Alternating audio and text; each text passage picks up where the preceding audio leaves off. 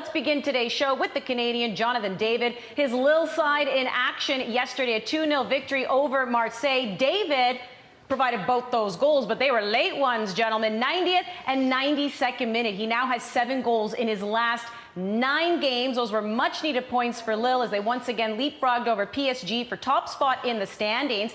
And Ollie, given the way David has been playing lately, do you think Lille is pretty happy with that 30 million euro investment? Yeah, I think they are, absolutely. I would say that I think it's kind of a twofold thing, right? In terms of his performances this season, yes, they've got to be happy. 9 goals in a team that doesn't score many is a respectable return. They're top of the table, trying to win their 4th Ligue 1 title ever. And since November, David has really been one of the best forwards in the league, whichever way you measure it. He's been right up there with Kylian Mbappe and the top strikers in the division. So on that side of things, I think they have to be happy. But the other side of it is Lille aren't just thinking about how Jonathan David plays for Lille, they're thinking about where Jonathan David goes in the future, right? This is a club that, in order to compete in the Champions League and at the top level, they need to sell players. They need to make a profit in the transfer market that they can reinvest in more young players like Jonathan David in the future. So in that regard, I think there's still a little bit of debate to be had. Can he be that kind of 50, 60 million euro player who goes on to the next level? I think there's still work to do there. He's still only just turned 21 in January, so we've got to hold our horses a little bit and not ask for too much too soon. But I think that part of it is still where Jonathan David still needs to improve, and we'll see where he goes from here and how he builds on this first season. That's why, Andy, that 30 million spent, it seems like a bargain right now because he just turned 21 years of age, and he went on to replace Victor Osimhen, who went on to play for Napoli, who was sold for 70 million euro plus 10 million of potential bonuses. So you're getting a player who's at least as good as that player, in my perspective, still developing, and you got him for half the price, less than half the price of the player you sold. So yeah, that's great business, and you know that after the Erling Haalands and Kylian Mbappes of the world, that teams are going to start looking around at players like Jonathan David as legitimate options for top clubs in world football. David's not just doing this for some slouch of a team and a joke of a league. This is a top 5 league in world football. And at that age, what he's doing, showing that he's a complete game, really, I said it on yesterday's show, the sky's the limit. Big teams are going to come calling. It's a matter of when, not if. Well, that would be my next follow-up then. Realistically, how much longer do you think David stays at Lille? Gareth?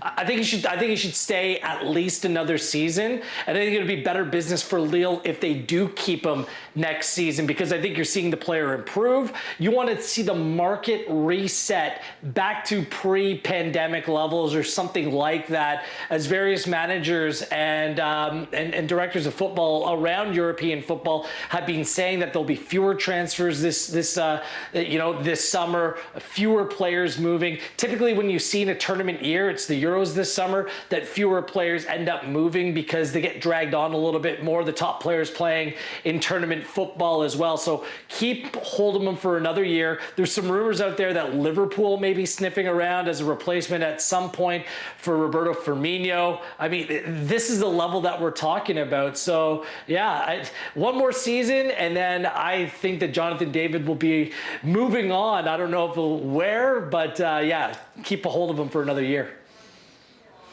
Yeah, it's exciting, the future he has. The only slight concern I have is how Lille play as a team. We talked about this before.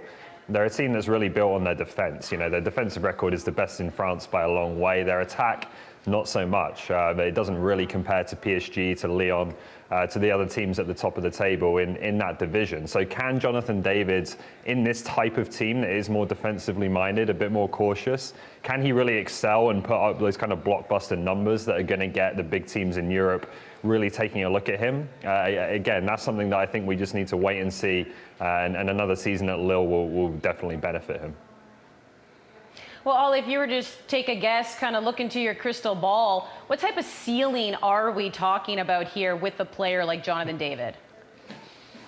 I think the ceiling is sky high, because there's nothing that he really can't do, or at least that has the potential to do as he continues to develop. He's athletic, he's obviously got great pace, he scores goals, he creates goals. I think he's a more creative player than people give him credit for.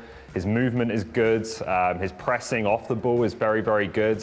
And I think one thing you see with Canadian players, because they haven't been treated like superstars since they were teenagers in the top academies, I think they have a certain humility about them and willingness to work for the team that you don't always see in other players. You can see that in Alphonso Davies. You can see it in Jonathan David as well.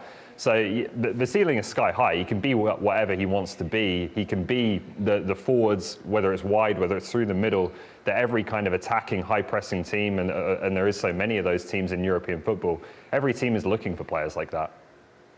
Yeah, and just to add on to that really quickly, there was a published report coming out of the match yesterday where the coaching staff at Lille were thinking about taking Jonathan David off and replacing him with another player. But as the defensive line just dropped deeper and deeper, they just decided to keep Jonathan David on because he can get into those spaces. He's so quick in terms of his reaction, being a little bit of a fox in the box, and it paid dividends. Look, it's the hardest thing to do in football is to score goals. And the way that he reads the game, he's instinctual. He's quick. He can finish as well. He has 11 goals in 12 games for Canada, for crying out loud. I mean, I just think that, you know, we're not talking about like the Cristiano Ronaldos or the Lionel Messis of the world, but we're talking a player who can play at one of the biggest clubs in the world right now. There are plenty of big clubs that are looking for that next player, that other player that can come in and score goals for them. And I think that Jonathan David, he's well on his way to being that player. Took him some time to get acclimated because remember, we were asking if he was going to score a goal before Christmas. How about that? 7 goals in his last 9 games, not showing any signs of slowing down. He is comfortable now.